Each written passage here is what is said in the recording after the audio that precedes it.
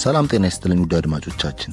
ይህ ዘውትር እሁድ በሚዲያቲንግ ተዘጋጅቶ የሚቀርብላችሁ 7 ሚኒት የተሰኘው ፕሮግራማችን ነው። ዛሬ አንድ እንግዳ ይዘንላችሁ ቀርበናል። አብራችሁን ቆዩ።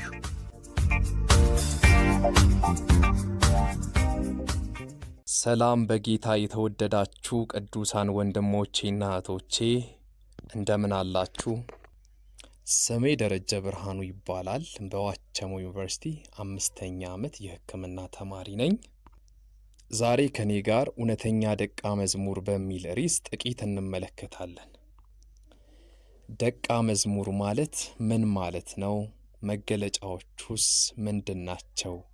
የሚለውን ሐሳብ ከማንሳቴ በፊት መግቢያ እንዲሆነኝ አንድ ሐሳብ ላንሳ።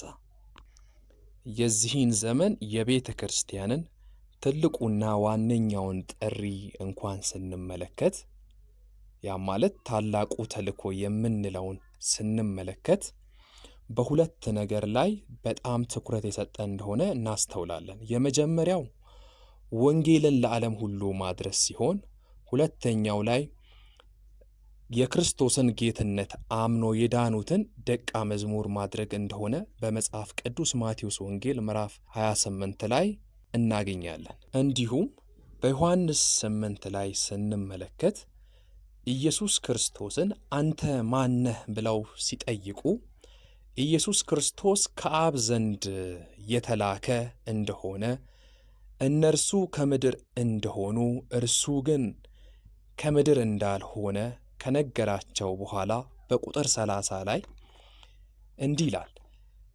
ይህን ሲናገር ብዙዎች በእርሱ አመኑ። ኢየሱስም ያመኑትን አይሁድ እናንተ በቃሌ ብትኖሩ በእውነት ደቀ መዛሙርቴ ናችሁ ስል እንመለከታለን። በዚህ በሁለቱም የመጽሐፍ ቅዱስ ክፍል ስናይ አንድ አማኝ በክርስቶስ ኢየሱስ ወደሚገኘው ድነት ወደ መዳን መንገድ ከመጣ በኋላ የሚጠበቀው ደቀ መዝሙር መሆን እንደሆነ ከዚህ ክፍል እናያለን። ታዲያ ደቀ መዝሙር ማለት ምን ማለት ነው? ከኢየሱስ ክርስቶስ የሚማር ኢየሱስ ክርስቶስን መስሎ የሚኖር ፍለጋውን የሚከተል መጽሐፍ ቅዱስ አንደኛ ጴጥሮስ ምዕራፍ 2 ቁጥር 21 ላይ መጠራታቸው ወይ ደግሞ የተጠራችሁለት ለዚህ ነውና ክርስቶስ ደግሞ ፍለጋውን እንድትከተሉ ምሳሌ ትቶላችሁ ስለ እናንተ መከራን ተቀብሏል። አዎ ክርስቶስ ፍለጋውን እንድንከተል ምሳሌ ትቶልን ሄዷል። ስለዚህ አንድ እውነተኛ ደቀ መዝሙር ከእርሱ የሚማር እርሱን መስሎ ለመኖር ፍለጋውን የሚከተል ያ እውነተኛ ደቀ መዝሙር እንደሆነ መጽሐፍ ቅዱስ ይናገራል። ስንከተል ግን ያ ማለት የእርሱ እውነተኛ ደቀ መዝሙር ስንሆን ግን አንድ ማድረግ ያለብን ነገር አለ። እርሱም በሉቃስ ወንጌል ምዕራፍ 9:23 እና እንዲሁም በማርቆስ ወንጌል ምዕራፍ 8 ከቁጥር 34 ላይ እንዲህ የሚል ቃል እናገኛለን። በኋላዬ ሊመጣ የሚወድ ቢኖር ራሱን ይካድ፣ መስቀሉንም ዕለት ዕለት ተሸክሞ ይከተለኝ ይላል። ደቀ መዝሙር እንድንሆን የተጠራን እኛ ራሳችንን እንድንክድ መስቀል ተሸክመን ዕለት ዕለት እንድንከተል ያስፈልጋል። ይህንኑ ሐሳብ ወንድማችን ሉቃስ ምዕራፍ 14 ቁጥር 27 ላይ አጠንክሮ ሲናገር እናያለን። ማንም መስቀሉን ተሸክሞ በኋላዬ የማይመጣ ደቀ መዝሙሬ ሊሆን አይችልም። የራሱን ሕይወት እንኳን ሳይቀር ባይጠላ ደቀ መዝሙሬ ሊሆን አይችልም። በዚህም ስፍራ የሚናገረው ደቀ መዝሙሬ ሊሆን አይችልም የሚለው መስቀሉን ተሸክሞ በኋላዬ የማይመጣ የራሱን ሕይወት እንኳን ሳይቀር ባይጠላ ደቀ መዝሙሬ ሊሆን አይችልም ይላል።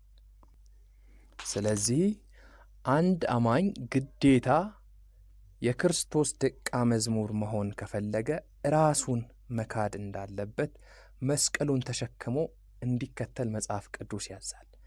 ዛሬ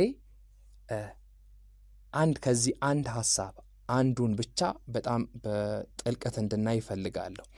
ራስን ክዶ ክርስቶስን መከተል ማለት ምን ማለት ነው?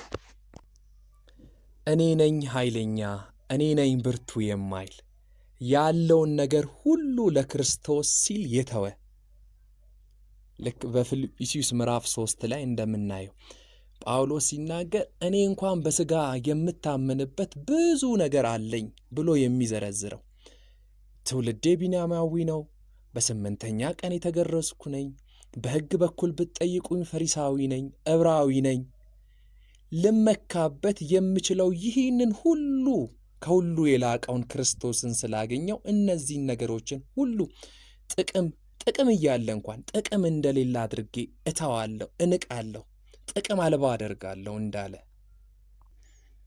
በሌላ በኩል እኔ ልታይስ ስሜን ላስጠራ ክብሬን ላስጠብቅ የማይል ኦልሬዲ እንደዛ እንኳን እንዳይል ራሱን ክዶ በምትኩ ክርስቶስን በእርሱ ውስጥ ያኖረ። ለዛም ነው እኮ በገላትያ ምዕራፍ 2 ላይ ከቁጥር 20 ላይ ስንመለከት ጳውሎስ እንዲህ ብሎ ይናገራል። እኔ አሁን ሕያው ሆኜ አልኖርም፣ ክርስቶስ ግን በእኔ ይኖራል። አሁን በሥጋ እንኳን የሚኖርበት በወደደኝና ስለ እኔ ራሱን በሰጠው በእግዚአብሔር ልጅ ባለኝ እምነት የሚኖረው ነው እንጂ ብሎ የሚናገረው አይገርምም? እኔ ሕያው ሆኜ አልኖርም፣ በምትኩ ክርስቶስ ግን በእኔ ሕያው ሆኖ ይኖራል። ከዚህ በኋላ ያለኝ ሕይወት ክርስቶስ በእኔ የሚኖርበት ነው እንጂ እኔ ለራሴ የሚኖርበት ዕድሜ የለም የሚል ያ ሰው ራሱን የካደ ነው። ይሄ ብቻ አይደለም። ጳውሎስ በሁለተኛ ቆሮንቶስ ምዕራፍ 5 ቁጥር 15 ላይ ኢቭን በሕይወት እንኳን ያለ ነው ወይ ደግሞ በሕይወት ያሉት እንኳን ስለ እነርሱ ለሞተው ስለ እነርሱ ለተነሳው እንጂ ወደፊት ለራሳቸው እንዳይኖሩ ስለ ሁሉ ሞቷል። ኢቭን በዚህ ቦታ ክርስቶስ ስለ ሁሉ የሞተው እንኳን እኛ አሁን በሕይወት ያለን ስለ እኛ ለሞተውና ለተነሳው ለእርሱ እንድንኖርለት ነው ብሎ ሲናገር እናያለን። የእግዚአብሔር ጸጋና ሰላም ይብዛላችሁ። ተባረኩ።